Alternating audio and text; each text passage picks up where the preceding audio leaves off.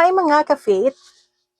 Kung gusto mong maging virtual assistant, very important na alam mo kung paano ka makakaiwas sa VA training scams.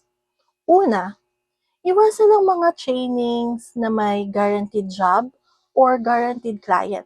Tandaan, sa freelancing, walang kasiguraduhan ng trabaho. Nakadepende pa rin siya sa skills mo at sa client. Pangalawa, mag-research sa trainer or company. Legit VA training usually may real background, proof of experience, at reviews mula sa students. Pangatlo, mag-ingat sa sobrang aggressive na marketing tulad ng limited slots only o pay now or lose the opportunity.